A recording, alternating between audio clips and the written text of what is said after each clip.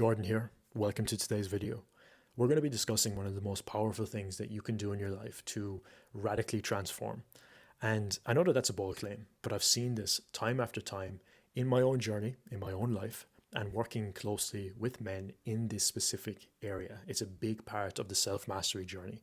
And that is the idea of reparenting yourself, or what's also known as inner child work. So when we look at what inner child work is, it really is working with that younger version of yourself that had these unconscious beliefs that were formed within the upbringing that you had, regardless of what was going on, and the emotions that were attached to that to then result in us becoming an adult and feeling a certain way about certain things and believing certain things and having certain perspectives and all of these different things which are formed very early in childhood. Now, I'm not saying that every single case is related to inner child work. I'm not saying that at all. But in a lot of cases, we can tie a lot of the unconscious patterns that we have or the things that we feel that are quite dense, right? The things like guilt or shame or fear or feeling like we have to save people or feeling like we have to control things in a certain way, all of these different things, and there's many of them. They can be tied back to our childhood. So in this video, I want to talk about something that is deep, but something that is incredibly transformative. And I've seen this across the board with myself, my own journey. Of course, I always test things myself as well before I would share them here with you, but also to back this up with testing this with one-on-one clients in a very intimate setting, using things like meditation and breath work and other areas of, other things that we can use to transform, different tools. So let's kind of zoom out for a second and see what even is this and how are these things formed and how does this show up in our life, first of all. So a lot of the time we can experience symptoms, which are the surface level things that are going on in our life that cause us to look inwards or seek answers or go down the rabbit hole of personal development and try to find an answer to what is wrong with our lives, or maybe even we even feel like we need to fix ourselves, which you don't, by the way. There's nothing wrong with you. You don't need to fix yourself. And that's a big message that gets misinterpreted when it comes to self-improvement or development of any kind. I want to get this across to everybody watching this video. You do not need to fix yourself, okay?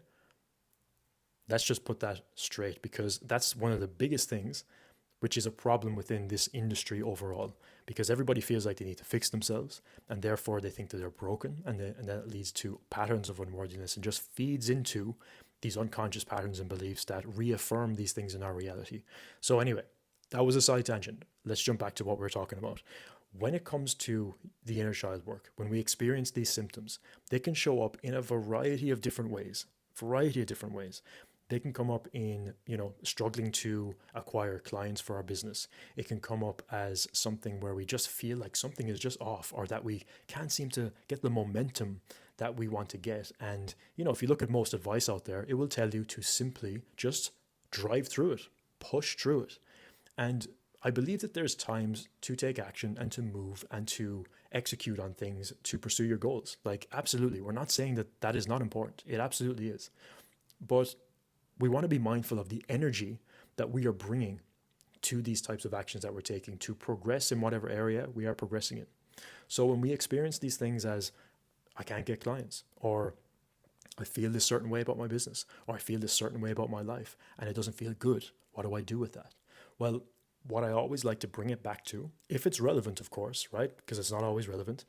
If it's relevant, to bring it back to the inner child. So when we are being brought up as a child, we all have parents, right? To some degree. Some people don't, unfortunately, and some people do. And whatever experiences we have as we grow up, our parents, our mother and father, will demonstrate and represent to us what masculine and feminine energy is to us. So the man will represent masculine energy. The woman will represent feminine energy, an energy that we all have within all of us, both masculine and feminine, equally balanced in every way. So if we look at masculine energy, it's more of the structure, the routine, the taking action, the moving forward of things, that type of energy. Then we have the feminine energy, which is more of the creativity, more of the flow, more of the healing, the nurturing, right? We understand both of these things from both of our parents.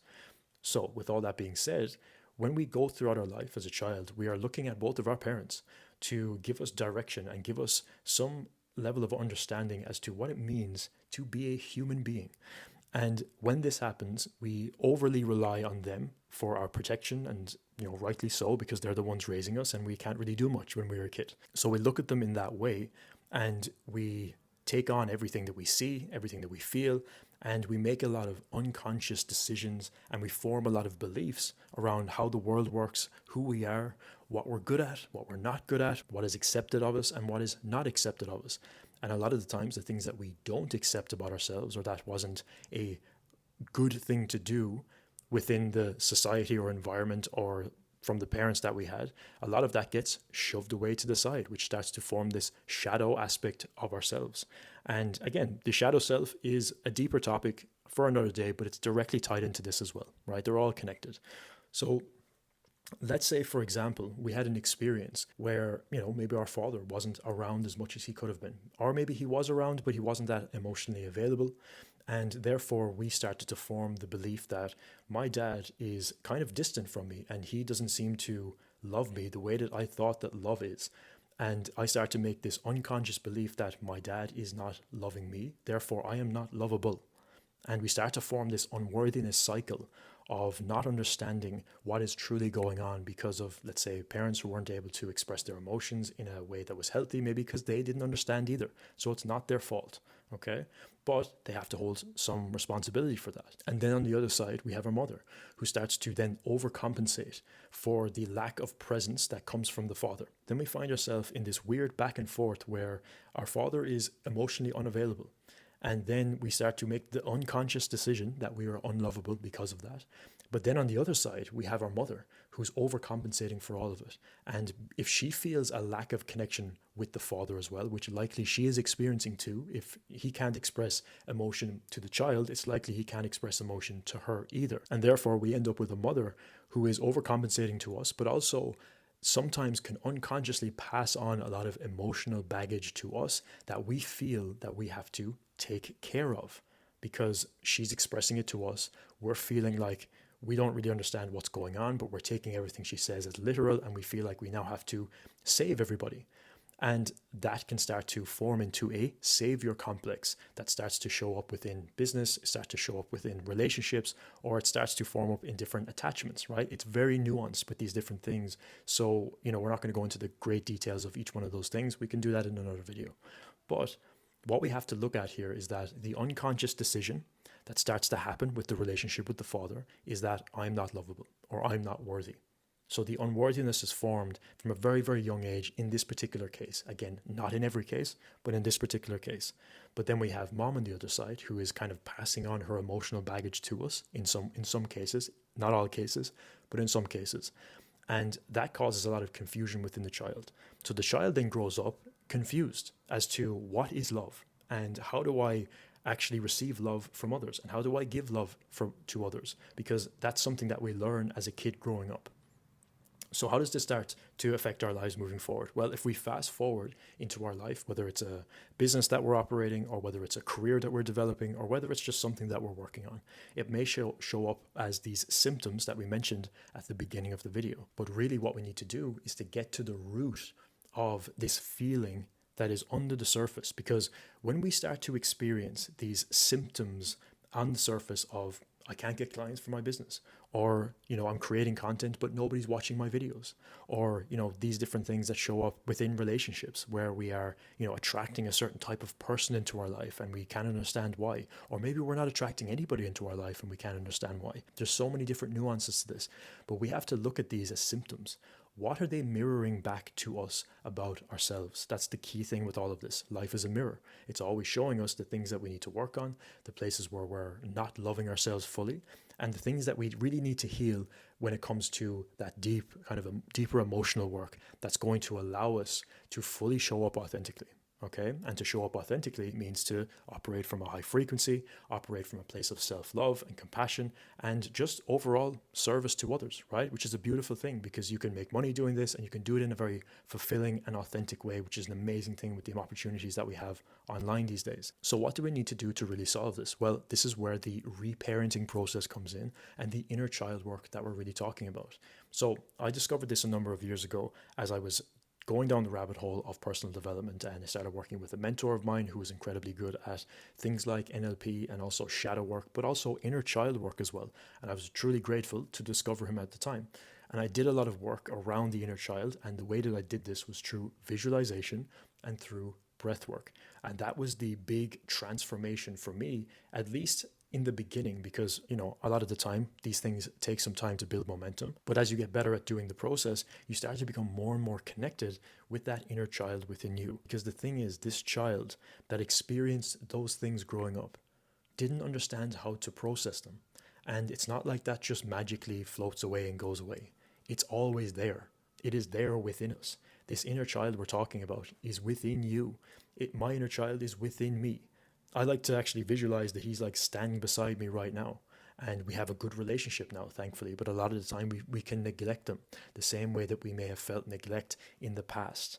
So what do we need to do? Well, we really need to travel back in time, right? How do we do this? Well, we can do it through being in a meditative state, going through a visualization process. And the reason why visualization works so well is because the brain or the mind doesn't understand the difference between real and imaginary, which is why when you get anxious and you start to feel like things may happen and that starts to spiral and you get anxious at potential realities that could come into your current present moment, you almost feel like you're in it right now. You're feeling the emotions as if that actually happened, right? The same thing works when it comes to these visualizations with your inner child. So one of the most powerful things that worked for me and that I do with clients as well is to walk through a visualization process where we find a specific memory that caused a lot of pain or caused a lot of discomfort or caused a lot of confusion or just overall sadness, right? Or a feeling of neglect or unworthiness or a feeling of being unloved, which is a really, really deep wound. And we need to be careful as to how we navigate that because we're dealing with our own inner child, okay? And when we go through this visualization process where we go back to that moment and we almost reimagine the whole scenario and we actually travel back as if, hey, me in this current moment in time is traveling back to that memory. And I am going back there and I'm actually communicating with this younger version of me in my mind, in a deep meditation. That allows me to reframe the entire moment, release some of the energy attached to that, which can take a couple of times depending on how deep the wound is and how much was going on. And there's obviously multiple memories for different things. So we have to be specific with these things. But this actually allows us to release some of the energy that is attached to that moment and that memory that caused us to feel unlovable and cause the unconscious belief to form that I am not worthy of whatever the thing is. Love usually. It's usually I'm not worthy of love. And when we can bring ourselves back to that and do that with whatever memories are available to us in our lives, we can start to love ourselves more deeply. And you'll start to build this very deep connection with the inner child that is always within you. Think about it. The part of you that gets excited, the part of you that likes to be creative, the part of you that likes to work on things that you're excited about. It's a childlike essence. It's a childlike excitement that we get to bring into anything that we want to do in life. And that's always available to us. But to be able to bring that excitement and to feel that kind of energy within ourselves where it's like this kind of creative expression of a childlike essence within us, or whatever the case is for you, I just speaking from my own experience here, we can bring such an element of joy into our lives. Because if you think about a kid for a second, right? Kids don't care about anything, right? They're just going out there and they're feeling whatever they're feeling. They're crying 1 minute, they're laughing another minute, they're working on something that they may leave and run away from 2 seconds later and go off and do something else. They don't care about anything. They're just feeling it all. They're going through the motions of life. But somewhere along the way, we get hurt. Somewhere along the way, we go quiet. Somewhere along the way, we don't understand how to navigate the world. And that's a painful place to be. And it's up to us to go back in time through our mind, the power of our mind, because it doesn't understand what's real and imaginary. So we can create this for ourselves and go back and heal some of those moments and work through some of that energy. And I'm not just speaking from hypotheticals here. Like, I've done this myself. I've seen it across the board. When you do this, you simply elevate to a new level of vibrational frequency where you just have a natural baseline that is much higher than it was before. So you're able to feel deeper emotions that are more joyful, more peaceful, more neutral compared to the fear or unworthiness or denser emotions like guilt or shame or anything around those, because they're all tied together in some way, shape, or form. And the metaphor I like to bring this back to is when we are pursuing our goals and we are moving towards something in life, we're constantly like pumping hot air into a hot air balloon. We're trying to get off the ground, and it's kind of like dragging across the ground. It's kind of going up and it goes down, but it never really takes off. When really all we have to do is cut the sandbags at the side of the basket so that we can just naturally rise. And when we do this type of inner child work, we actually are able to do that. And it's really incredible what can happen. So what I would invite you to do, right, if this was resonating with you in some way, shape, or form, is to explore what this could be like for you. Just get into a silent state, right? You don't even have to go off and do a big fancy meditation or anything like that, but just sit with yourself. Keep it simple and check in with yourself. Put your hand in your heart and just feel into any emotions that come up around a past version of you, a child version of you, or any memories that may come to your mind. And check in with yourself. How does it feel? How are you feeling? Does that child within you feel a sense of neglect? Does it feel a sense of not being heard or seen the way it would like to be heard or seen? And when you're in that meditation and you're going back into a memory, what would you say to that younger version of you who's going through that moment, that memory where they felt unloved, where they felt hurt, where they felt unworthy in that time? Would you tell it to get up and brush it off? Would you be really hard on it? You probably wouldn't, because it's a child. You're not going to treat it that way. But yet, we talk to ourselves in such a negative way all the time. And what we're really doing is we're not really expressing how we think or what we want to say to ourselves. We're just taking on what other people have said to us, and then we're passing that on to that version of ourselves within. And that creates this like really dense and negative story that we tell ourselves about our life and who we are. And that can be a painful place to be. And then we constantly live in this state of like guilt and shame and fear and just self-hatred. And sure, that can be a fuel source if you really want it to be. I mean, there's plenty of businesses out there that are built off pure and utter self-hatred and the need to prove people right and the need for validation. But where that need for validation really comes from is that child within that doesn't feel love, that feels unworthy, and that feels not seen, not heard, or not accepted for who it really is. So to reparent yourself means to go back and to actually work through some of those things and to speak to yourself in a different way and to go back and really love that child within you that needs it, that feels neglected. Because we're going through life and we're constantly, pushing and moving forward. Yet this child within us is just almost crying and it feels neglected most of the time because we just forget about them. We just forget about them. And likely you wouldn't do that to a child. So why do you do it to yourself? These are the questions that we got to ask ourselves. So think about it. What would you say to that version of you? Would you tell it that it's loved? Would you tell it that it is safe? Would you tell it that it doesn't need to change for anybody? It's perfect the way that it is. It doesn't need to seek validation from other people. It doesn't need to feel like it needs to go off and save other people. It doesn't have to go off and change who it is simply because of the way society has told it to be. How can you honor that part of yourself and really have a conversation with yourself and see what comes up? Open the invitation.